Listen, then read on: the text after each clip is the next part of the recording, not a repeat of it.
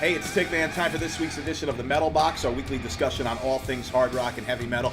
If you're a big Skid Row fan like me and you were hoping for the original lineup reunion that we've been waiting all these years for, well, it doesn't look like it's happening. The original lineup with Sebastian Bach, according to Skid Row, they've officially announced their new lead singer. Yes, another different lead singer, guy by the name of WPDH. He's the former singer for UK metal band Dragon Force, and he's been named the new frontman.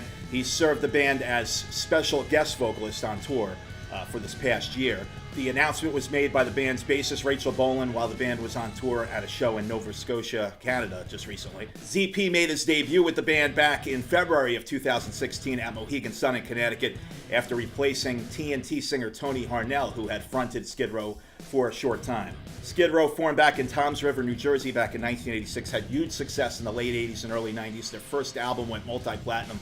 Their self-titled debut in 1989 had songs like 18 in Life, I Remember You, Youth Gone Wild, of course. And they followed that up with their second album, which went double platinum and hit number one on the charts. It actually debuted on the Billboard 200 at number one, the Slave to the Grind album, which took the band in a heavier direction. So now we've had Sebastian Bach as frontman. You had Johnny Solinger, who was singing for the band for many years. And then eventually ex-TNT singer Tony Harnell, who had just that short stint with the band. And now new singer WPDH. That is the official word from Skid Row. So sorry, Skid Row fans. We've been waiting for that big reunion of the original lineup. Don't think it's happening. That'll do it for this week's edition of the Metal Box. Thanks for tuning in. The rock and roll limo has arrived. We'll see you next week.